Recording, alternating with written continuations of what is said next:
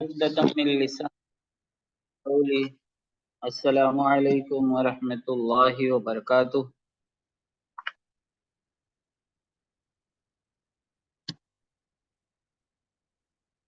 سیرت کے درس میں آج ہم انشاءاللہ تعالی جو کعبہ کی تعمیر نو ہوئی ہے حضرت ابراہیم علیہ السلام کے بعد، اور پھر اللہ کے رسول صلی اللہ علیہ وسلم کے دور میں اللہ کے رسول صلی اللہ علیہ وسلم کا اس میں کیا کردار رہا ہے، اس پر ہم انشاءاللہ تعالی گفتگو کریں گے۔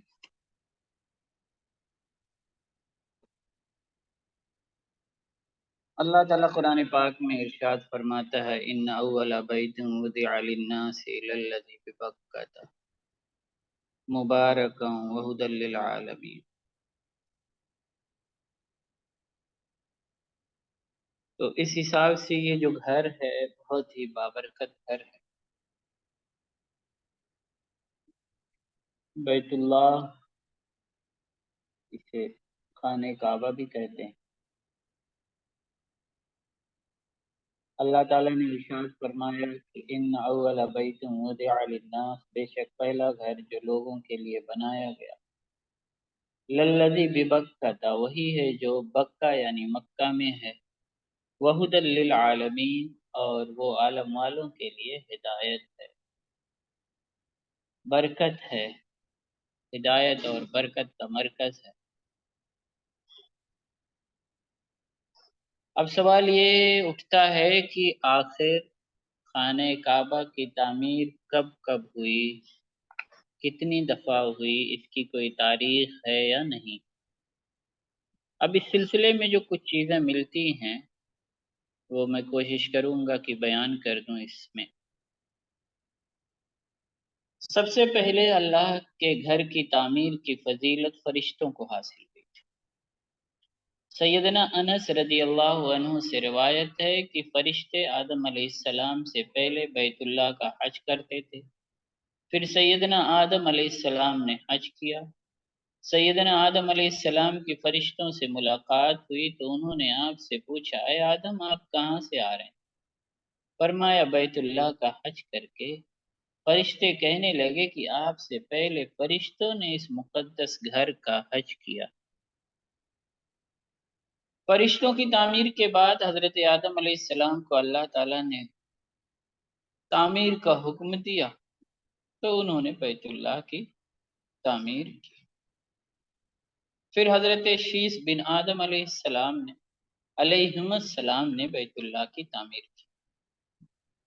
چوتھی مرتبہ حضرت ابراہیم اور حضرت اسماعیل علیہ السلام نے بیت اللہ کی عمارت بنائی۔ قرآن پاک میں اس کا ذکر بھی کیا گیا ہے سورہ بقرہ میں، وَإِذْ يَرْفَعُ إِبْرَاهِيمُ الْقَوَاعِدَ مِنَ الْبَيْتِ وَإِسْمَاعِيلُ، اور جب ابراہیم اور اسماعیل علیہ السلام بیت اللہ کی بنیادیں اٹھا رہے تھے، دعا بھی مانگی تھی انہوں نے اس وقت، ربنا تقبل منا انک انت السمیع العلیم، اے ہمارے پروردگار تو جسے ہماری طرف سے قبول کر لے، بے شک تو سننے والا ہے، جاننے والا ہے۔ پانچویں اور چھٹی مرتبہ عمالقہ اور جرہم نے بیت اللہ کی تعمیر کی۔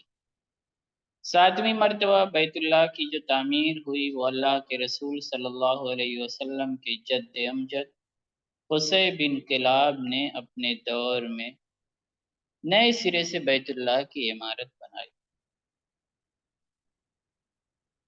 حافظ ابن کثیر رحمہ اللہ بیت اللہ کی تعمیر کی یعنی پہلی تعمیر کے حوالے سے بیان کرتے ہیں اور اسی بات کو وہ ترجیح دیتے ہیں۔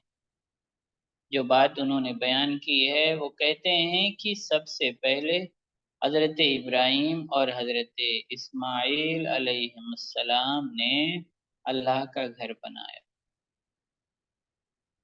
ان کا کہنا یہ ہے کہ اللہ کے رسول صلی اللہ علیہ وسلم سے کوئی ایسی صحیح روایت منقول نہیں ہے جس سے یہ بات ثابت ہو کہ کبھی حضرت ابراہیم علیہ السلام سے پہلے بھی بیت اللہ کا وجود تھا۔ البتہ یہ جگہ اللہ جل شانہ کے علم میں تھی، چنانچہ اس جگہ کا ہمیشہ سے ہر دور میں ہر طرح سے احترام کیا گیا۔ تو اب دیکھیے یہ دو طرح کی روایتیں ہو گئیں اس سلسلے میں۔ ایک تو یہ ہے کہ حضرت آدم علیہ السلام بلکہ اس سے بھی پہلے فرشتوں نے، پھر دوسری بات یہ کہی گئی حافظ ابن کثیر کی جانب سے کہ سب سے پہلی جو تعمیر ہے وہ تعمیر حضرت ابراہیم علیہ السلام والی تعمیر مانی جائے کہ جس کا ذکر قرآن پاک میں بھی ہوا۔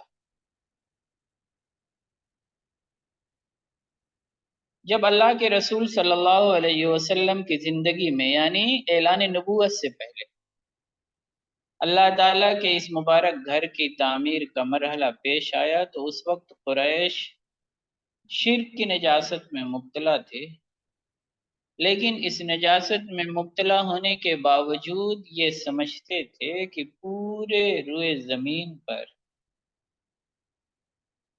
بیت اللہ سے زیادہ مقدس اور بابرکت جگہ کوئی اور نہیں۔ وہ اچھی طرح جانتے تھے کہ ان کی تجارت، معیشت، عرب کی سرزمین میں ان کا تحفظ اور پورے عرب میں ان کا اعلیٰ ترین جو مرتبہ ہے وہ اسی بات پر منحصر ہے کہ وہ بیت اللہ کے خدام ہیں اور متولی ہیں اس کے۔ تو اب یہ جو تعمیر کا واقعہ ہوا ہے، فرحہ بتائیے ذرا، اور کسی کے پاس بھی میری آواز کٹ رہی ہے؟ اب نیٹ ورک تو میرے سر آ رہی، کلیئر آواز آ رہی ہے، کٹ نہیں رہی ہے۔ ہاں تو اس کا مطلب عظما جی کے یہاں کچھ دقت ہوگی شاید نیٹ ورک میں۔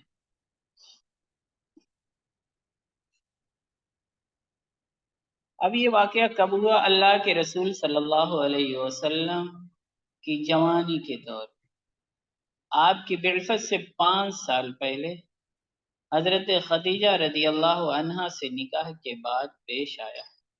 قریش بیت اللہ کی تعمیر نو کے لیے جمع ہوئے۔ اس تعمیر میں محمد رسول اللہ صلی اللہ علیہ وسلم کا کردار بہت ممتاز اور نمایاں تھا۔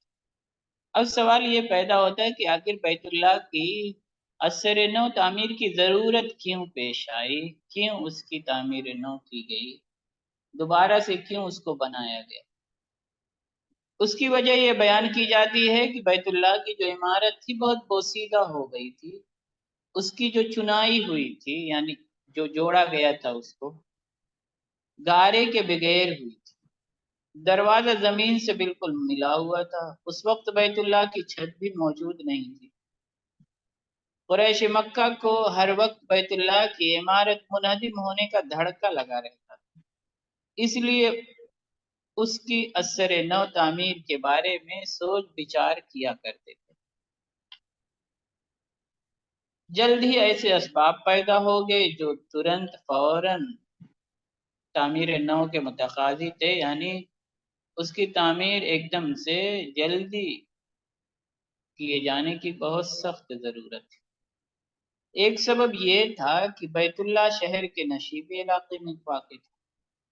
سیلاب سے بچاؤ کے لیے مکہ کی بالائی جانب پہاڑوں میں ایک بند باندھا گیا تھا، جیسے پانی روکنے کے لیے بنایا جاتا ہے ہندوستان میں بھی جگہ جگہ ندیوں کے کنارے اور دوسری جگہوں پر، تو ایسے ہی بند باندھا گیا تھا، مگر بارش کا پانی سیلاب کی صورت میں اتنے تیز بہاؤ سے آتا تھا کہ بند کو پھلانگ کر نیچے آ جاتا تھا اور بیت اللہ کی عمارت سے ٹکراتا تھا۔ قریش کو خدشہ ہوتا کہ کہیں ایسا نہ ہو کہ پانی کعبہ میں داخل ہو جائے۔ اس بار جو سیلاب آیا تو پانی کعبہ میں داخل ہو گیا، اس سے بیت اللہ کی عمارت کو شدید نقصان پہنچا اور اس کی پرانی دیواروں میں دراڑیں پڑ گئیں۔ کعبہ کی دیواریں عام آدمی کے قد سے کچھ زیادہ اونچی تھیں اور اس کے ارد گرد کوئی حفاظتی دیوار بھی نہیں تھی۔ ایک اور سبب امام زہری نے یہ بیان کیا ہے کہ ایک عورت بیت اللہ کو بخور کی دھونی دے رہی تھی، یعنی خوشبو کی۔ بخور یعنی خوشبو ایک لکڑی ہوتی ہے، وہ عام طور سے خوشبو کے لیے جلاتے ہیں۔ سعودی عرب وغیرہ میں استعمال ہوتی ہے، ملتی ہے وہ خوشبو۔ تو وہ عورت بیت اللہ کو اسی بخور کی دھونی دے رہی تھی کہ اچانک ایک چنگاری اڑ کر غلاف کعبہ پر جا پڑی، اس کی وجہ سے آگ بھڑک گئی اور بیت اللہ کی عمارت کو آگ سے بہت سخت نقصان پہنچا۔ تیسرا سبب یہ بیان کیا جاتا ہے کہ بیت اللہ کے اندر ایک کنویں میں بیت اللہ کا پرانا خزانہ پڑا ہوا تھا۔ یہ ان اموال پر مشتمل تھا جو لوگ کعبہ کی نظر کرتے رہتے تھے۔ وہ خزانہ چوری ہو گیا۔ اس خزانے میں سونے کے 2 ہرن بھی تھے۔ مسروقہ مال بنی عامر خزائی کے غلام دویک سے برآمد ہو گیا اور چوری کے جرم میں اس کا ہاتھ کاٹ دیا گیا۔ اس سلسلے میں جو افراد مشکوک پائے گئے ان میں بدر کے دن جہنم پہنچنے والا حارث بن عامر بن نوفل، حارث کا خیافی یعنی مادری بھائی، ابو احاب بن عزیز اور ابو لہب بن عبد المطلب شامل تھے۔ اس کے بعد تحقیق سے یہ بات ثابت ہوئی کہ اصل چور جو تھا وہ حارث تھا، جس نے خزانہ چرا کر دویک کے پاس رکھ چھوڑا تھا۔ چنانچہ حارث کو مجرم قرار دے کر 10 برس کے لیے مکہ بدر کر دیا گیا۔ یہ کچھ اسباب بیان کیے گئے ہیں۔ ان اسباب کی بنا پر قریش کے لوگوں نے آپس میں مشورہ کیا اور مشورے کے بعد یہ بات نکل کر کے آئی کہ کعبہ کی ایک دم سے فوری تعمیر کی جائے، اثر نو اور مضبوط بنایا جائے۔ اس کو طے پایا گیا کہ بیت اللہ کی دیواریں مضبوط اور بلند کر دی جائیں، اوپر چھت ڈال دی جائے، دروازے کو بلند کیا جائے اور بلند کرنے کے ساتھ ساتھ اس کو مقفل بھی کیا جائے، لاک وغیرہ بھی لگایا جائے اس میں، تاکہ جو متولی ہیں کعبہ کے، جو کعبہ کی دیکھ بھال کرنے والے لوگ ہیں، وہ جسے چاہیں اسے داخل ہونے کی اجازت دیں، جس کے بارے میں غیر مطمئن ہوں اسے باہر ہی روک دیں، تاکہ کسی قسم کا کوئی ناخوشگوار واقعہ رونما نہ ہو اور ان کا شرف و فضل بھی قائم رہے۔ ابن اسحاق کہتے ہیں کہ جب قریش مکہ نے بیت اللہ کی تعمیر نو پر اتفاق کر لیا، یعنی اب تعمیر ہونی ہی ہے، تو رسول اللہ صلی اللہ علیہ وسلم کے والد جناب عبداللہ کے ماموں ابو وہب بن عمرو بن عائد مخزومی نے بیت اللہ کا ایک پتھر اکھاڑا، مگر وہ ان کے ہاتھ سے اچھل کر واپس اپنی جگہ پہنچ گیا۔ تب ابو وہب نے کہا کہ اے قبیلہ قریش، بیت اللہ کی مقدس تعمیر میں ہر شخص صرف اپنی حلال اور پاک کمائی ہی کا مال خرچ کرے۔ اس تعمیر میں بدکاری، سودی بیوپار اور ظلم و ستم سے حاصل کیے ہوئے مال کا ہرگز استعمال نہ کیا جائے۔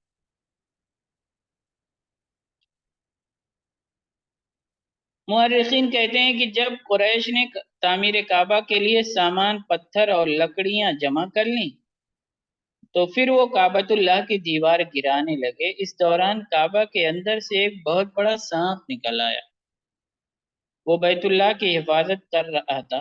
قریش جو ہی آگے بڑھتے وہ انہیں بیت اللہ کی طرف آنے سے روکتا تھا۔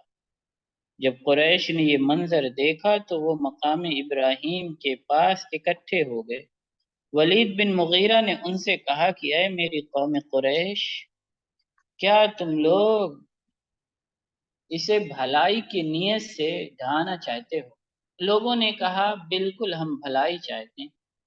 ولید نے کہا پھر کوئی کھٹکا نہیں، اللہ تعالیٰ مصلحین کو ہلاک نہیں کرے گا، لیکن تم اپنے رب کے گھر کی تعمیر میں اپنے پاکیزہ مال ہی لگانا، سود کا، جوئے کا اور زنا کا پیسہ، اس کی کمائی مت لگانا اس میں۔ ہر قسم کے گندے اور حرام مال سے پرہیز کرنا، کیونکہ اللہ تعالیٰ طیب مال ہی قبول کرتا ہے۔ چنانچہ تمام لوگوں نے اتفاق کیا کہ کعبہ کی تعمیر میں صرف حلال اور پاکیزہ مال ہی خرچ کیا جائے گا۔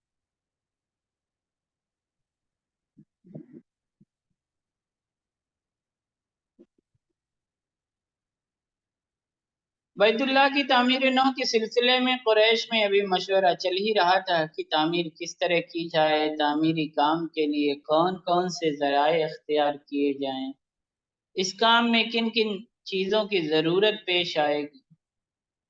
یہی سب مشورہ چل ہی رہا تھا کہ اسی دوران رومیوں کا ایک بہت بڑا بحری جہاز، مال ڈھونے والا جہاز، جدہ کے جنوب میں شعیبہ کے ساحل سے ٹکرا گیا، ٹکرا کر ٹوٹ پھوٹ گیا وہ جہاز۔ یہ جہاز مختلف قسم کے ساز و سامان سے لدا ہوا تھا۔ اس میں حبشہ کے گرجے کی تعمیر کے لیے لدی ہوئی بیش قیمت لکڑی بھی تھی۔ قریش کو جب اس حادثے اور جہاز میں موجود قیمتی لکڑی کے بارے میں علم ہوا تو انہوں نے اسے خریدنے کے لیے ولید بن مغیرہ کی قیادت میں ایک ڈیلیگیٹ روانہ کر دیا کہ جائیں بات چیت کر کے وہ جو سامان ہے وہ خرید لائیں تاکہ اسے کعبہ کی تعمیر کے سلسلے میں استعمال کیا جا سکے۔ جو وفد گیا تھا اس نے جب جہاز کے رومی تاجروں سے لکڑی خریدنے کی بات کی تو انہوں نے یہ شرط رکھی کہ قریش اپنے تجارتی قافلے کے ساتھ ان کا تجارتی ساز و سامان بھی زمینی راستے سے شام لے جائیں گے۔ ایک دوسری روایت میں ہے کہ قریش نے ان رومیوں کو بغیر کسی ٹیکس کے مکہ میں اپنا سامان بیچنے کی پیشکش کی تاکہ وہ لکڑی بیچنے کے لیے راضی ہو جائیں۔ تجارتی ٹیکس کا طریقہ کار یہ تھا کہ جو رومی تاجر مکہ آتا قریش اس سے 10واں حصہ بطور ٹیکس وصول کر لیا کرتے تھے۔ اسی طرح کوئی قریشی تاجر روم جاتا تو رومی بھی اس سے 10واں حصہ بطور ٹیکس وصول کر لیا کرتے تھے۔ بہرحال قریش نے لکڑی کے مالکوں سے اپنے حلال مال کے بدلے یہ لکڑی خرید لی اور اسے بیت اللہ کی تعمیر میں استعمال کیا۔ ابن اسحاق کہتے ہیں کہ بیت اللہ کی تعمیر کے وقت نبی اکرم صلی اللہ علیہ وسلم کی عمر 35 سال تھی۔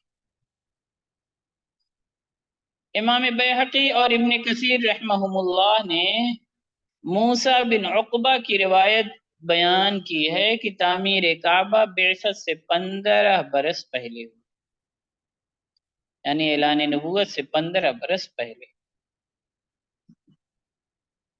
امام ابن کثیر رحمہ اللہ نے موسیٰ بن عقبہ کا ایک اور قول نقل کیا ہے کہ جنگ فجار اور تعمیر کعبہ کے درمیان 15 برس کا فاصلہ ہے۔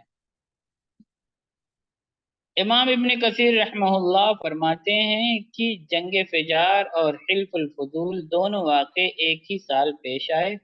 اس وقت رسول اللہ صلی اللہ علیہ وسلم کی عمر 20 سال تھی۔ خلاصہ یہ ہے کہ تعمیر کعبہ کے وقت نبی اکرم صلی اللہ علیہ وسلم کی عمر جو تھی وہ 35 برس تھی۔ اسی بات کو زیادہ تر مورخین نے اسی کو ترجیح دیا۔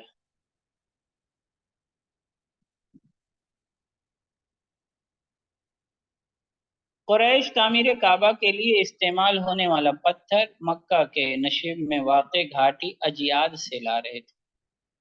اجیاد کوہ صفا سے متصل بیت اللہ کا سب سے قریبی محلہ ہے۔ اس کام میں رسول اللہ صلی اللہ علیہ وسلم نے بڑھ چڑھ کر حصہ لیا۔ سیدنا جابر بن عبداللہ رضی اللہ عنہما کی روایت ہے کہ جب کعبہ کی تعمیر ہو رہی تھی تو نبی اکرم صلی اللہ علیہ وسلم اور عباس بن عبد المطلب رضی اللہ عنہ پتھر اٹھا اٹھا کر لا رہے تھے۔ سیدنا عباس رضی اللہ عنہ نے رسول اکرم صلی اللہ علیہ وسلم سے کہا کہ اپنا ازار اپنے کندھے پر رکھ لیجئے تاکہ پتھروں کا بوجھ اٹھانا آسان ہو جائے۔ اللہ کے رسول صلی اللہ علیہ وسلم نے ازار اتار کر کندھوں پر رکھا تو بے ہوش ہو کر زمین پر گر پڑے اور آپ کی آنکھیں آسمان پر گڑ گئیں۔ آپ جب سنبھلے تو اللہ کے رسول صلی اللہ علیہ وسلم نے فرمایا مجھے میرا ازار دے دیجئے، پھر آپ نے اسے اچھی طرح کس کر باندھ لیا۔ حضرت جابر رضی اللہ عنہ کی دوسری روایت میں ہے کہ نبی اکرم صلی اللہ علیہ وسلم اور عباس رضی اللہ عنہ تعمیر کعبہ کے لیے نہایت چاک چوبند ہو کر کے کام کر رہے تھے۔ وہ پتھر ڈھو ڈھو کر لا رہے تھے۔ اسی دوران عباس رضی اللہ عنہ نے نبی اکرم صلی اللہ علیہ وسلم سے کہا کہ اجعل ازارک علی رقبتک یقیک من الحجارۃ، اپنا تہبند کندھے پر رکھ لیجئے، وہ آپ کو پتھروں کی چبھن سے محفوظ رکھے گا۔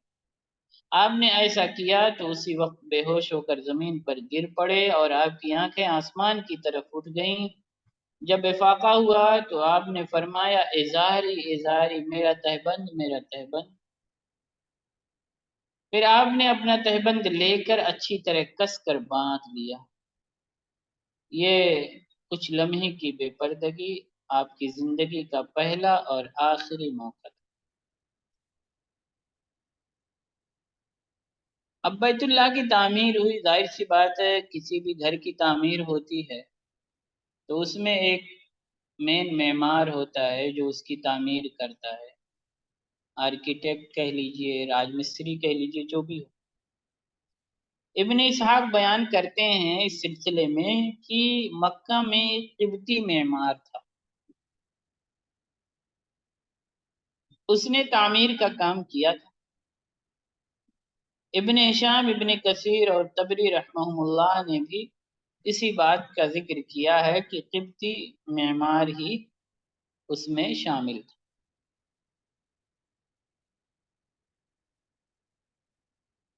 حافظ ابن حجر اور دیگر نے کہا یہ ہے کہ باقوم رومی اس کا معمار تھا۔ باقوم رومی ایک غلام تھا جو اس بحری جہاز پر سوار تھا جو مکہ کے ساحلی مقام شعیبہ کے پاس سمندر میں غرق ہو گیا تھا۔ وہ بڑھئی اور ماہر تعمیر تھا۔ کہا جاتا ہے کہ باقوم نے اسلام قبول کر لیا تھا اور بنو امیہ کا غلام رہا۔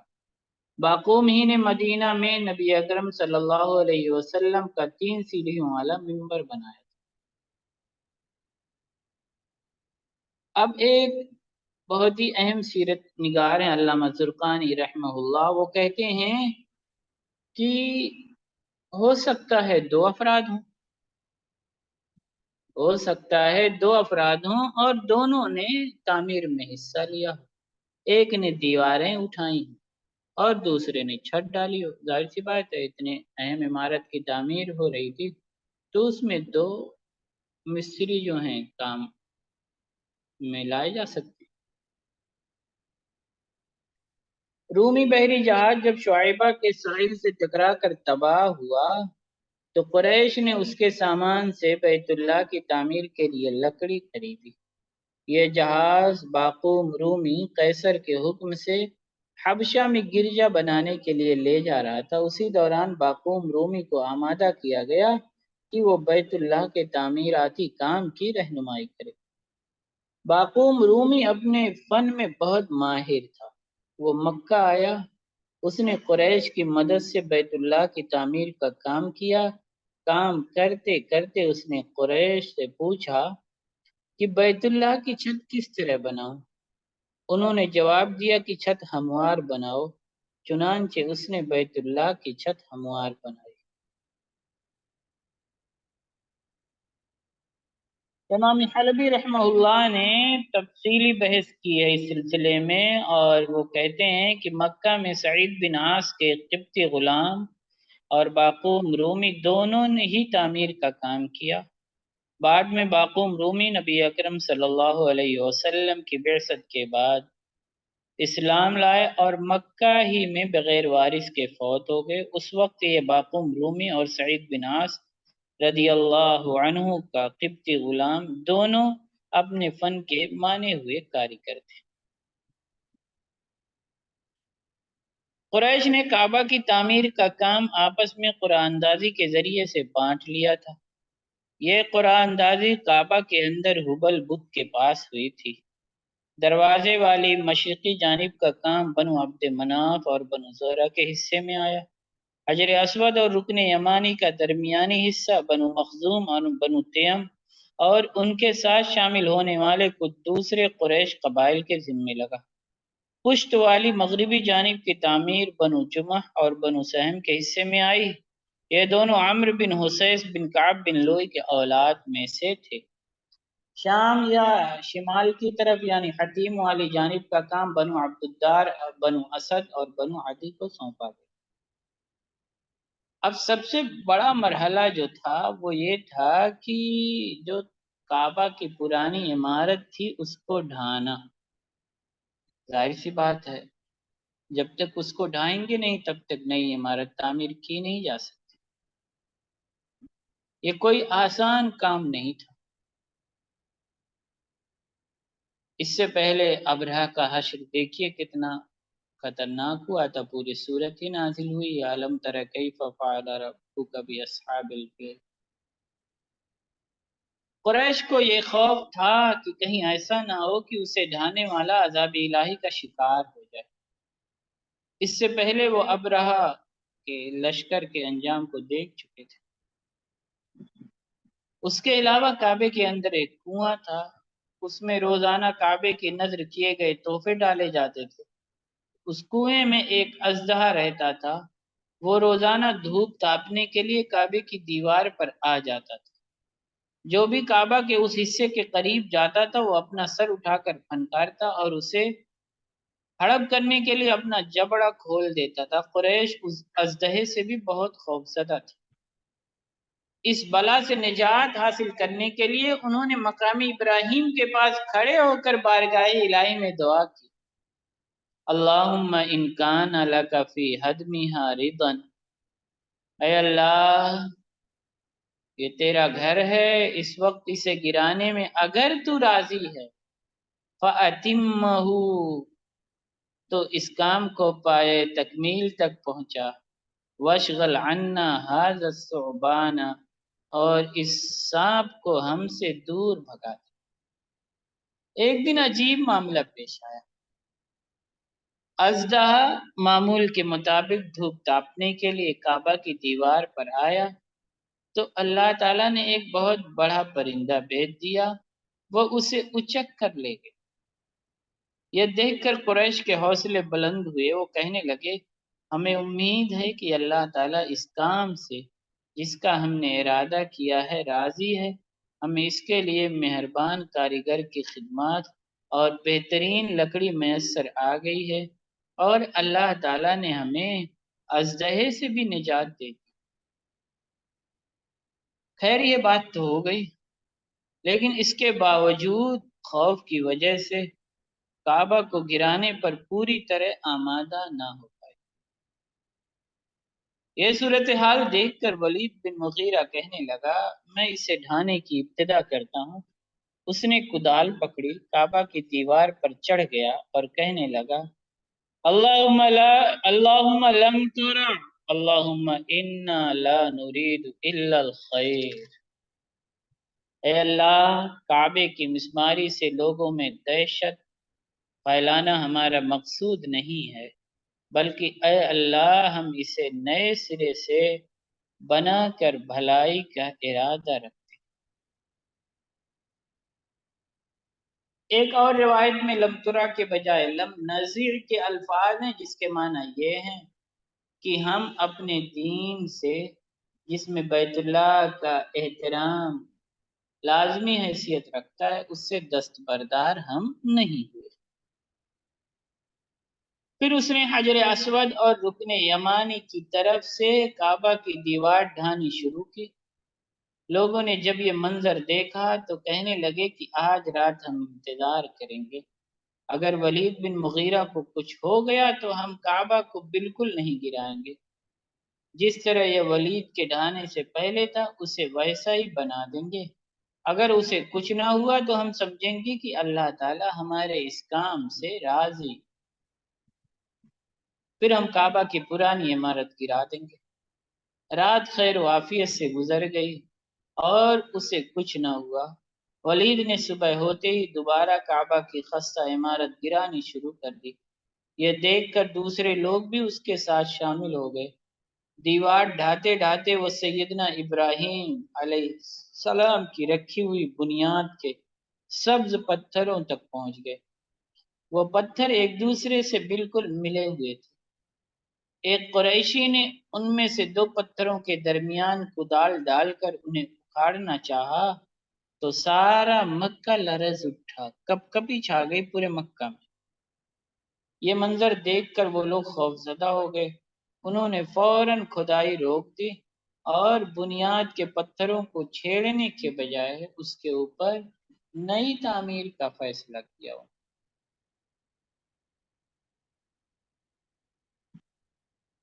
حجر اسود کو نصب کرنے پر زبردست اختلاف ہو گیا۔ یہ واقعہ سب کے سامنے سے گزرا ہوگا۔ کعبہ کی جب دیوار تعمیر ہو رہی تھی، ہر قبیلہ اپنے اپنے حصے کی تعمیر میں مگن ہو گیا۔ تعمیر کرتے کرتے جب وہ اتنی بلندی پر پہنچ گئے جہاں حجر اسود نصب کرنا تھا تو ان میں اس بات پر شدید اختلاف پیدا ہو گیا کہ حجر اسود کو اس کے مقام پر کون نصب کرے گا۔ ہر قبیلہ چاہتا تھا کہ حجر اسود کو اس کی جگہ پر نصب کرنے کا اعزاز صرف اسی کو حاصل ہو۔ بنو عبد مناف اور بنو زہرہ جن کے حصے میں کعبہ کے دروازے والے سمت آئی تھی، انہوں نے کہا کہ حجر اسود ہماری طرف کے حصے میں آتا ہے۔ بنو تیم اور بنو مخزوم جو حجر اسود اور رکن یمانی کا درمیانی حصہ تعمیر کر رہے تھے بولے حجر اسود ہمارے رخ پر ہے، اس لیے یہ عظیم کام ہم ہی انجام دیں گے۔ یہ سن کر باقی قبیلوں کے لوگ کہنے لگے تعمیر کعبہ کا جو کام ہمارے حصے میں آیا اس میں حجر اسود تھا ہی نہیں۔ بات بہت بڑھ گئی، تعمیری کام رک گیا، یہاں تک کہ وہ ایک دوسرے کے خلاف جنگ کے لیے تیار ہو گئے۔ ہر قبیلے نے ایک دوسرے سے لڑنے مرنے کی قسم کھائی۔ بنو عبد الدار خون سے لبریز پیالہ لے آئے اور انہوں نے بنو عدی بن کعب کے ساتھ مل کر اس خون میں اپنے ہاتھ ڈبوئے اور کٹ مرنے کا عہد کیا۔ اسی بنا پر ان کا لقب لاقۃ الدم یعنی خون چاٹنے والا پڑ گیا۔ اب آخر اتنا جھگڑا کیوں تھا؟ وجہ یہ تھی کہ حجر اسود کی فضیلت اور اہمیت قریش جانتے تھے۔ سیدنا علی رضی اللہ عنہ سے روایت ہے کہ جب ابراہیم علیہ السلام اور ان کے بیٹے اسماعیل علیہ السلام اللہ تعالیٰ کے حکم سے کعبہ کی تعمیر کرتے کرتے حجر اسود کی جگہ تک پہنچ گئے تو ابراہیم علیہ السلام نے اپنے بیٹے سے کہا کہ ایک مناسب پتھر ڈھونڈ کر لاؤ۔ وہ پتھر ڈھونڈنے چلے گئے، واپس آئے تو دیکھا کہ حجر اسود کو اس کی جگہ پر نصب کیا جا چکا ہے۔ انہوں نے اپنے والد محترم سے پوچھا ابا جان یہ پتھر آپ کو کس نے لا کر دیا ہے؟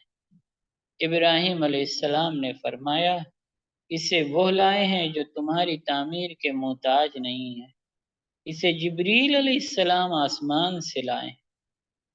حضرت عبداللہ بن عباس رضی اللہ عنہما سے روایت ہے کہ اللہ کے رسول صلی اللہ علیہ وسلم نے ارشاد فرمایا حجر اسود جنت سے اترا تھا اور دودھ سے زیادہ سفید تھا، بنی آدم کی خطاؤں نے اسے سیاہ کر دیا۔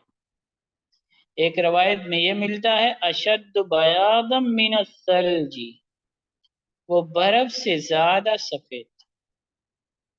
سیدنا عبداللہ بن عمرو رضی اللہ عنہما نے 3 بار اللہ تعالیٰ کی قسم کھائی اور اپنے انگلیوں سے دونوں کانوں کی طرف اشارہ کرتے ہوئے کہا کہ میں نے اللہ کے رسول صلی اللہ علیہ وسلم کو یہ فرماتے ہوئے سنا ان الرکن والمقام یاقوتتان من یاقوت الجنہ طمس اللہ عز وجل نورہما ولولا ان اللہ طمس نورہما لأضاءت ما بین المشرق والمغرب۔ بے شک حجر اسود اور مقام ابراہیم جنت کے یاقوتوں میں سے دو یاقوت، اللہ تعالیٰ نے ان کا نور ختم کر دیا۔ اگر اللہ تعالیٰ ان کا نور ختم نہ کرتا تو یہ مشرق و مغرب کے درمیان ہر چیز کو روشن کر دیتا۔ حضرت عبداللہ بن عمر رضی اللہ عنہما سے ایک اور حدیث مروی ہے، وہ کہتے ہیں کہ اللہ کے رسول صلی اللہ علیہ وسلم نے ارشاد فرمایا کہ اگر حجر اسود کو عہد جاہلیت کی نجاستیں نہ چھوتی تو جو بھی بیمار اسے چھوتا وہ شفا یاب ہو جاتا۔ زمین پر اس جیسی اس کے سوا جنت کی کوئی چیز نہیں۔ قریش کے لوگ زمانے قدیم سے حجر اسود کی بے پناہ تعظیم کرتے تھے۔ وہ طواف کرتے ہوئے حجر اسود کا استلام بھی کرتے تھے۔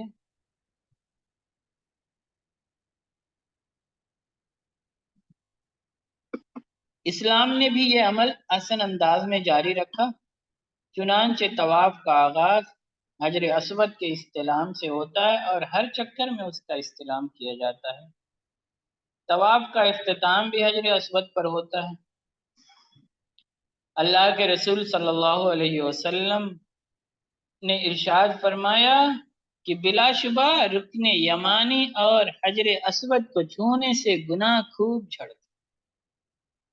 ابن عباس رضی اللہ عنہما فرماتے ہیں کہ اللہ کے رسول صلی اللہ علیہ وسلم نے حجر اسود کے بارے میں فرمایا، اللہ کی قسم اللہ تعالیٰ قیامت کے دن حجر اسود کو یقیناً اس حال میں ظاہر فرمائے گا کہ اس کی دو آنکھیں ہوں گی جن سے وہ دیکھے گا اور ایک زبان ہوگی جس سے وہ بولے گا۔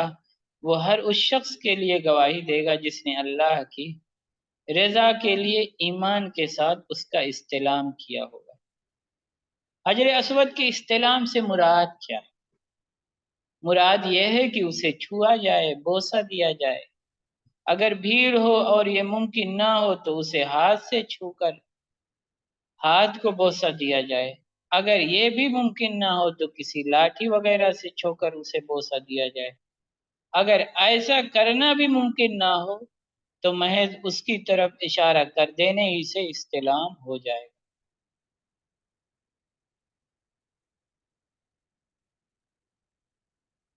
اللہ کے رسول صلی اللہ علیہ وسلم نے اپنے دست مبارک سے اسے خود بوسہ دیا۔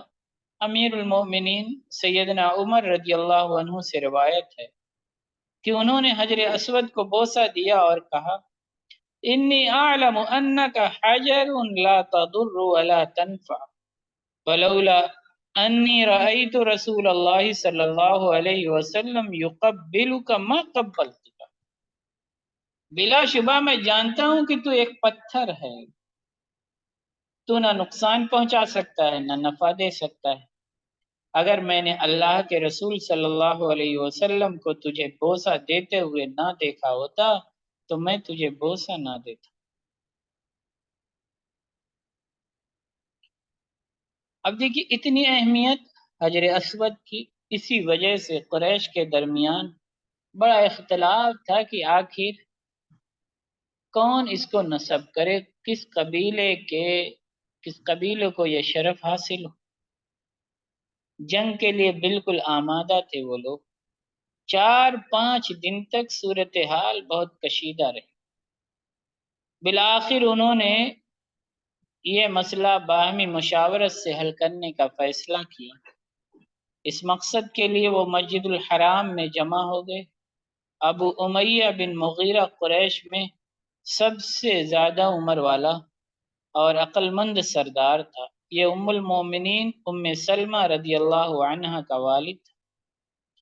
اس نے سب کو مخاطب کرتے ہوئے کہا، اے قریش کی جماعت، تم لوگوں میں جس معاملے میں اختلاف ہو گیا ہے اس کا فیصلہ کرنے کے لیے اس شخص کو اپنا حکم بنا لو جو سب سے پہلے مسجد کے باب بنو شیبہ سے داخل۔ ابو امیہ کی یہ رائے سب کو پسند آئی اور اس پر اتفاق ہو گیا۔ اللہ تعالیٰ کی مشیت و حکمت تھی کہ باب بنو شیبہ سے سب سے پہلے رسول اکرم صلی اللہ علیہ وسلم تشریف لائیں۔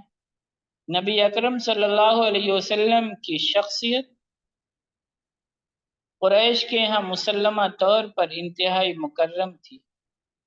وہ آپ کی بے داغ صداقت شعاری اور امانت داری کی وجہ سے آپ کو صادق اور امین کے لقب سے یاد کیا کرتے تھے۔ سب کو آپ پر مکمل اعتماد تھا۔ جب انہوں نے آپ کو دروازے سے آتے دیکھا تو بہت خوش ہوئے اور بے ساختہ پکار اٹھے، هذا الامین قد رضینا بما قضا بیننا، یہ امین ہمارے مابین، ہمارے درمیان جو فیصلہ فرمائیں گے ہم اس پر راضی ہیں۔ نبی اکرم صلی اللہ علیہ وسلم ان کے قریب پہنچے تو انہوں نے آپ کی خدمت میں سارا ماجرا کہہ سنایا۔ اللہ کے رسول صلی اللہ علیہ وسلم نے سکون سے ان کی بات سنی۔ اس کے بعد فرمایا، ہلم الی ثوبا، میرے پاس ایک کپڑا لے آؤ۔ کپڑا لایا گیا تو اللہ کے رسول صلی اللہ علیہ وسلم نے اسے بچھایا اور اپنے دست مبارک سے حجر اسود اٹھا کر اس کپڑے پر رکھ دیا۔ پھر فرمایا، لِتَأْخُذْ كُلُّ قَبِيلَةٍ بِنَاحِيَةٍ مِّنَ الثَّوْبِ ثُمَّ ارْفَعُوهُ جَمِيعًا، ہر قبیلہ کا نمائندہ کپڑے کا ایک ایک کنارہ تھام لے، پھر سب مل کر اسے اٹھاؤ۔ بنو عبد مناف سے عتبہ بن ربیعہ نے، بنو اسد سے زمعہ بن اسود بن مطلب نے، بنو مخزوم سے ابو حذیفہ بن مغیرہ نے، بنو سہم سے قیس بن عادی نے ایک ایک کنارہ پکڑا اور پھر وہ اسے اٹھا کر اس کی جگہ تک لے آئے۔ اب نبی اکرم صلی اللہ علیہ وسلم نے حجر اسود کو اپنے دست مبارک سے اٹھایا اور اس کی جگہ نصب کر دیا، پھر اس سے آگے کی تعمیر کا کام جاری۔ دیکھیے کس طریقے سے اللہ کے رسول صلی اللہ علیہ وسلم نے اپنی مدبرانہ دانشمندانہ فیصلے سے مطلب اتنی بڑی آگ جو ایک طریقے سے لڑائی ہونے والی تھی اس سے وہ سب محفوظ ہو گئے۔ ابلیس نے بھی اپنی چال چلی تھی، اس وقت ابلیس نے بھی اپنی چال چلی تھی۔ بیان کیا جاتا ہے کہ حجر اسود کے نصب کرنے کے موقع پر ایک اجنبی شخص سامنے آیا۔ اس نے ایک بزرگ کا روپ دھار کر رکھا تھا، ایک بزرگ کے حلیے میں۔ وہ ایک پتھر اٹھا کر نبی اکرم صلی اللہ علیہ وسلم کو دینے لگا تاکہ آپ اس کے ساتھ حجر اسود کو مضبوطی سے اس کی جگہ پر جما دیں۔ سیدنا عباس رضی اللہ عنہ نے اسے روک دیا اور اس ضرورت کے لیے خود ایک پتھر لے کر نبی اکرم صلی اللہ علیہ وسلم کے حوالے کیا۔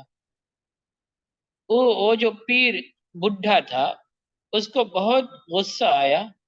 اس وقت نبی اکرم صلی اللہ علیہ وسلم نے فرمایا، ہمارے ساتھ بیت اللہ کی تعمیر میں صرف وہی شخص شریک ہوگا جو ہم میں سے ہو، یعنی قریش میں سے ہو۔ یہ سن کر وہ بوڑھا طیش میں آ گیا۔ اس نے قریش کو آپ کے خلاف بھڑکانے کی غرض سے کہا، اصحاب شرف، عقل مند اور عمر رسیدہ اور مالدار لوگوں پر تعجب ہے، انہوں نے ایسے شخص پر اعتماد کیا ہے جو ان سے عمر میں بہت چھوٹا ہے اور مال و دولت کے لحاظ سے بھی کمتر ہے۔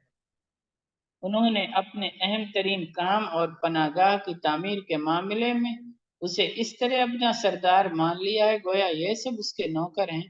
اللہ کی قسم یہ انہیں مختلف ٹکڑوں میں تقسیم کر ڈالے گا۔ اس بزرگ شخص کی اس بات پر کسی نے کان نہ دھرا۔ یہ ساری کی ساری شرانگیزی ابلیس کی تھی جو ناکام ہو گئی اور اسے شدید مایوسی اور نامرادی کا سامنا کرنا پڑا۔ قریش مکہ نے بیت اللہ کی اثر نو تعمیر کے لیے جو حلال مال جمع کیا تھا وہ کم پڑ گیا۔ انہوں نے فیصلہ کیا کہ کعبہ کو حضرت ابراہیم علیہ السلام کی رکھی ہوئی بنیادوں پر اسی حد تک تعمیر کیا جائے جتنا سامان ان کے پاس موجود ہے۔ چنانچہ انہوں نے کعبہ کے شمالی رخ سے تقریباً 6 ہاتھ اور 1 بالشت جگہ نئی تعمیر کے حدود سے باہر رہنے دی۔ اس حصے پر ایک چھوٹی سی گول دیوار بنا دی گئی تاکہ لوگ اس کے پیچھے سے طواف کریں۔ یہ ٹکڑا حجر اور حتیم کہلاتا ہے۔ انہوں نے کعبہ کی بلندی 18 ہاتھ رکھی جبکہ اس سے پہلے یہ 9 ہاتھ تھی۔ اندر چھت کے لیے 2 صفوں میں 6 ستون کھڑے کیے۔ حتیم سے لے کر حجر اسود اور رکن یمانی والی جانب تک ہر صف میں 3 ستون تھے۔ لکڑی کی ہموار چھت ڈالی گئی جبکہ پہلے چھت نہیں تھی۔ چھت پر چڑھنے کے لیے رکن شامی کی اندرونی جانب لکڑی کی سیڑھی بنائی گئی۔ چھت، دیواروں اور ستونوں کو خوب مزین کیا گیا۔ نصارہ کے دستور کے مطابق ستونوں پر نبیوں، فرشتوں اور درختوں کی تصویریں بھی بنائی۔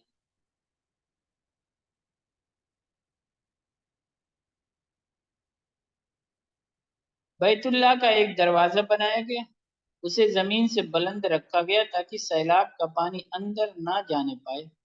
کعبہ میں داخلہ سیڑھی کے ذریعے سے ہو اور صرف وہی شخص داخل ہو جسے وہ اجازت دیں، جبکہ اس سے پہلے زمین کے برابر 2 دروازوں کی جگہ چھوڑ دی گئی تھی۔ ایک پرنالہ بھی بنایا گیا جس کا رخ حتیم کی جانب تھا۔ قریش نے کعبہ کی تعمیر مکمل کرنے کے بعد اس پر دھاری دار یمنی چادروں کا غلاف چڑھایا۔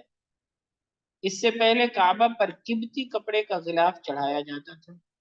یہ ایک سفید کپڑا تھا جو مصر میں تیار ہوتا تھا۔ نئی تعمیر کے بعد کعبہ پر دھاری دار یمنی چادروں ہی کا غلاف چڑھایا جاتا رہا۔ اس کے بعد پھر ریشمی غلاف چڑھایا جانے لگا۔ اللہ کے رسول صلی اللہ علیہ وسلم قریش کی تعمیر کعبہ سے مکمل طور پر مطمئن نہیں تھے۔ اس کی کچھ وجوہات بھی تھیں۔ نمبر 1 کہ قریش نے حلال مال کم پڑ جانے کی وجہ سے کعبہ کی اصل بنیادوں میں سے خاصا بڑا حصہ ویسے ہی چھوڑ دیا اور کعبے کا رقبہ کم کر دیا۔ قریش نے کعبے کا ایک ہی دروازہ رکھا، کعبے کا دروازہ اونچا کر دیا تاکہ صرف وہی شخص داخل ہو سکے جسے وہ اجازت دی۔ یوں قریش نے کعبہ کو ابراہیم علیہ السلام کی پوری بنیادوں پر تعمیر نہیں کیا تھا۔ نبی اکرم صلی اللہ علیہ وسلم کی دلی خواہش تھی کہ کعبہ کو ابراہیم علیہ السلام ہی کی ڈالی گئی پوری بنیادوں پر تعمیر کیا جائے۔ آپ نے اعلان نبوت کے بعد اس دلی خواہش کا اظہار بھی فرمایا، لیکن حکمت اور مصلحت کے تحت اسے عملی جامہ نہ پہنایا۔ اس کی ایک بنیادی وجہ یہ تھی کہ لوگ نئے نئے مسلمان ہوئے تھے، ان کے ترک کفر و شرک پر ابھی زیادہ مدت نہیں گزری تھی۔ نبی اکرم صلی اللہ علیہ وسلم نے اسے بھانپ لیا تھا کہ اگر کعبہ کو گرا کر دوبارہ تعمیر کیا گیا تو ہو سکتا ہے بعض لوگ اسے دل سے قبول نہ کریں۔ اس طرح ایک بہت بڑا فتنہ برپا ہونے کا اندیشہ تھا۔ اسی وجہ سے آپ نے کعبے کو قریش کی بنائی ہوئی عمارت ہی پر برقرار رکھا اور اس میں کوئی تبدیلی نہیں تھی۔ ام المومنین حضرت عائشہ صدیقہ رضی اللہ عنہ فرماتی، میں نے نبی اکرم صلی اللہ علیہ وسلم سے حتیم کے متعلق پوچھا، کیا یہ بیت اللہ کا حصہ ہے؟ تو اللہ کے رسول صلی اللہ علیہ وسلم نے فرمایا ہاں۔ میں نے پوچھا پھر قریش نے اسے بیت اللہ میں شامل کیوں نہیں کیا؟ تو اللہ کے رسول صلی اللہ علیہ وسلم نے فرمایا بلا شبہ تمہاری قوم کے پاس خرچ کم پڑ گیا تھا، یعنی تعمیر کے وقت حلال خرچ کم پڑ گیا تھا۔ میں نے پوچھا اس کا دروازہ اونچا کیوں ہے؟ تو اللہ کے رسول صلی اللہ علیہ وسلم نے فرمایا تمہاری قوم نے یہ کام اس لیے کیا کہ وہ جسے چاہیں بیت اللہ میں داخل ہونے دیں، جسے چاہیں روک دیں۔ اگر تمہاری قوم کا عہد زمانے جاہلیت کے قریب نہ ہوتا اور مجھے یہ اندیشہ نہ ہوتا کہ میری طرف سے حکیم کو بیت اللہ میں شامل کرنا اور اس کے دروازے کو زمین سے ملا دینا ان پر شاق گزرے گا تو میں ایسا ضرور کرتا۔ ایک اور حدیث میں نبی اکرم صلی اللہ علیہ وسلم سے یہ الفاظ منقول ہیں، عائشہ اگر تمہاری قوم زمانے جاہلیت کے قریب نہ ہوتی تو میں بیت اللہ کو گرانے کا حکم دیتا، پھر میں اس میں وہ حصہ شامل کر دیتا جو اس سے نکال دیا گیا تھا، میں اس کے دروازے کو بھی زمین سے ملا دیتا اور اس کے دو دروازے بناتا، ایک دروازہ مشرق میں اور دوسرا مغرب میں، یوں میں اسے ابراہیم علیہ السلام کی بنیاد کے مطابق بنا دیتا۔ ایک اور حدیث میں یہ الفاظ ہیں کہ میں کعبے کا خزانہ اللہ کی راہ میں خرچ کر دیتا، یعنی جو سب جمع ہوئے تھے۔ نبی اکرم صلی اللہ علیہ وسلم نے کعبہ کو دوبارہ تعمیر نہ کرنے کی ایک اور وجہ یہ بیان فرمائی کہ میرے پاس تعمیراتی مصارف کے لیے مطلوبہ سرمایہ نہیں۔ اللہ کے رسول صلی اللہ علیہ وسلم کا ارشاد گرامی ہے، اور میرے پاس اتنا خرچ بھی نہیں جس سے میں کعبہ کی تعمیر کر سکوں۔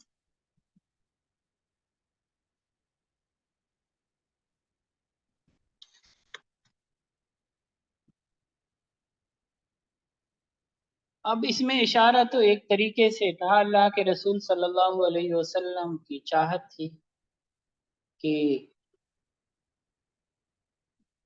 یہاں تک کہ اللہ کے رسول صلی اللہ علیہ وسلم نے ام المومنین عائشہ رضی اللہ عنہا سے فرمایا تھا کہ اگر میرے بعد میں تمہاری قوم بیت اللہ کو تعمیر کرنا چاہے تو آؤ میں تمہیں وہ جگہ دکھا دوں جو قریش نے اس میں سے چھوڑ دی ہے۔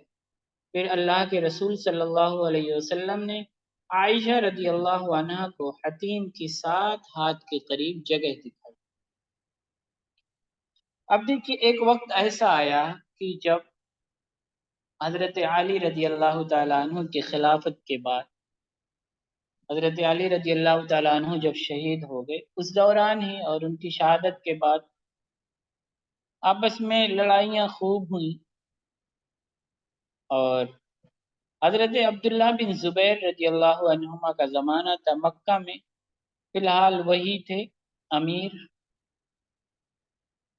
اور اسی دوران کچھ ایسا مسئلہ ہوا کہ جس کی وجہ سے تو کعبے میں آگ لگ گئی، اور وہ عمارت قریش نے چونکہ کعبہ کی تعمیر اس طرح سے کی تھی کہ ایک ردہ پتھروں کا تھا، ایک ردہ ساگوان کی لکڑی کا تھا، تو جب غلاف کعبہ آگ کی لپیٹ میں آیا تو اس کی وجہ سے کعبہ کی دیواروں میں لگی ہوئی لکڑی بھی جل گئی، پوری عمارت ایک دم سے بوسیدہ ہو گئی،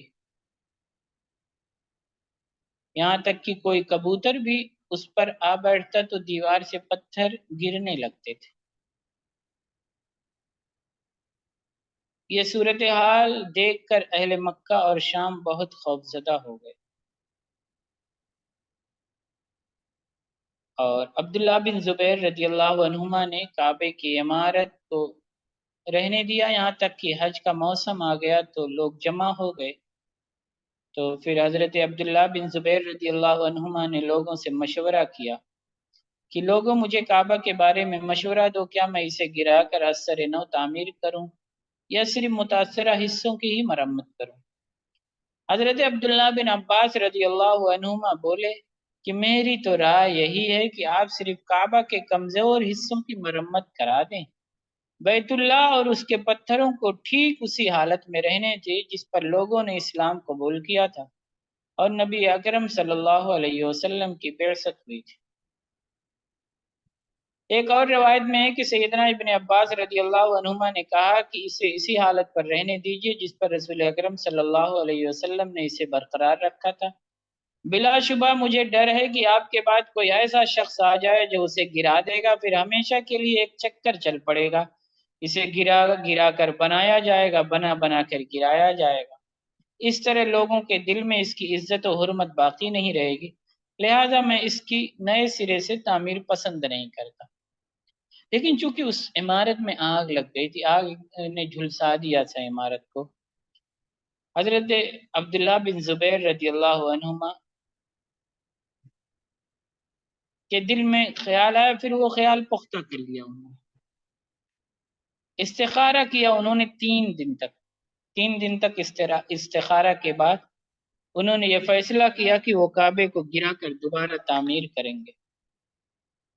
انہیں کچھ صحابہ کرام نے گرانے کا مشورہ بھی دیا تھا، جیسے جابر بن عبداللہ، عبید بن عمیر اور عبداللہ بن صفوان بن امیہ رضی اللہ عنہ۔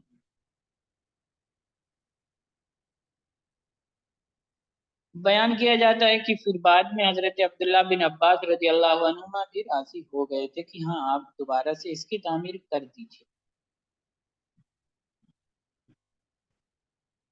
حضرت عبداللہ بن زبیر رضی اللہ عنہما نے اس کو اسی تعمیر پر قائم کیا جو خواہش حضرت اللہ کے رسول صلی اللہ علیہ وسلم کی تھی، اور حضرت عائشہ رضی اللہ عنہا نے جسے بیان کیا تھا۔ حضرت عبداللہ بن زبیر رضی اللہ عنہما کہنے لگے کہ آج میرے پاس خرچ بھی موجود ہے، اور اب مجھے لوگوں کے اسلام سے بھٹکنے کا بھی کوئی ڈر نہیں، یہاں تک کہ وہ قریش کے 70 لوگوں کو، معزز لوگوں کو لے کر کے ام المؤمنین عائشہ رضی اللہ عنہا کی خدمت میں گئے، اور پھر وہ بات بتائی حضرت عائشہ رضی اللہ تعالی عنہا نے کہ اگر تمہاری قوم کے شرک کا زمانہ قریب نہ ہوتا تو میں بیت اللہ کو ابراہیم اور اسماعیل علیہ السلام کی بنیادوں پر تعمیر کرتا۔ اچھا، اب پھر مسئلہ آیا، وہی مسئلہ کہ آخر نئی تعمیر کے لیے کہ کعبے کو گرانا پڑے گا، اس کو ڈھانا پڑے گا۔ تو حضرت عبداللہ بن زبیر رضی اللہ عنہما خود ہی آگے بڑھے اور کعبے کی دیوار پر چڑھ کر اسے گرانا شروع کر دیا، یہاں تک کہ جب گراتے گراتے عمارت وہاں تک پہنچ گئے، ایک دم بنیاد تک کہ جہاں پر پتھر ایک دوسرے سے ملے ہوئے تھے بالکل،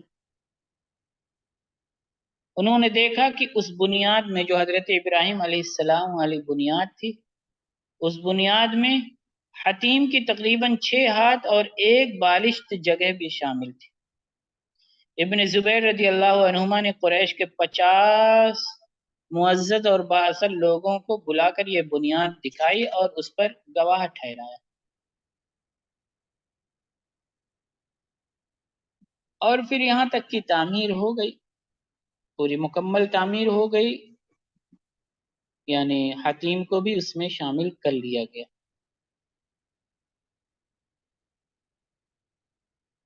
اس کو غلاف پہنایا گیا، لیکن پھر حضرت عبداللہ بن زبیر رضی اللہ عنہما پھر شہید ہو گئے، اور عبد الملک بن مروان کا زمانہ آیا خلیفہ کا، اور عبد الملک بن مروان کا جب زمانہ آیا، ابھی یہ پہلی صدی ہجری چل رہی ہے، ابھی یہ پہلی صدی ہجری چل رہی ہے، تو 73 ہجری میں جب حضرت عبداللہ بن زبیر رضی اللہ عنہما شہید کر دیے گئے، تو عبد الملک بن مروان کا زمانہ تھا، اس نے حجاج بن یوسف کو گورنر بنایا تھا وہاں، اس نے عبد الملک بن مروان کے حکم سے کیا کیا کہ جو پہلے کعبے کی عمارت قریش نے تعمیر کی تھی، اسی کی یعنی اسی بنیادوں پر پھر کعبے کو تعمیر کر دیا، اور وہ تعمیر ابھی تک باقی ہے، یعنی حضرت عبداللہ بن زبیر رضی اللہ عنہما نے جو تعمیر کیا تھا کعبے کو حتیم کے ساتھ ملا کر کے، اس کو ہٹا دیا، وہ جگہ چھوڑ دی۔ کیا کیا اس نے کہ حتیم کی طرف کی عمارت گرا دی، پہلے کی طرح کر دیا، مغربی دروازہ بھی بند کر دیا، اور مشرقی دروازے کی لمبائی جو 11 ہاتھ تھی اسے 4 ہاتھ اور ایک بالشت گھٹا کر سطح زمین سے اونچا کر دیا، باقی عمارت کو ویسے ہی رہنے دیا۔ بعد میں بتاتے ہیں کہ عبد الملک بن مروان کو بڑا افسوس بھی ہوا کہ میں نے عبداللہ بن زبیر رضی اللہ تعالی عنہما کی جو ترتیب تھی، جو انہوں نے تعمیر کیا تھا، اس کو باقی کیوں نہ رہنے دیا۔ وہ حدیث اس تک نہیں پہنچ پائی تھی، اور جب وہ حدیث پہنچی حضرت عائشہ صدیقہ رضی اللہ تعالی عنہ والی، تو اس کو بڑا افسوس بھی ہوا، لیکن پھر رک گیا وہ بھی۔ بعد میں لوگ بھی رکتے رہے، اس وجہ سے کہ کہیں فتنہ نہ ہو اور لوگ اس کو معمول نہ بنا لیں۔ تو ابھی فی الحال جو کعبہ ہے وہ حجاج بن یوسف کے گورنری اور عبد الملک بن مروان کے دور میں، خلافت کے دور میں، حکومت کے دور میں جو تعمیر ہوئی، وہی تعمیر آج تک باقی ہے۔ اس سلسلے میں کچھ اور باتیں بھی تھیں، لیکن وقت نہیں ہے کہ اب اس کو بیان کیا جا سکے۔ انشاءاللہ تعالی پھر آگے اس کو بیان کریں گے۔ جزاک اللہ خیر۔ اللہ تعالی ہمیں سیرت کو مکمل پڑھنے کی توفیق عطا فرمائے۔ السلام علیکم ورحمۃ اللہ وبرکاتہ۔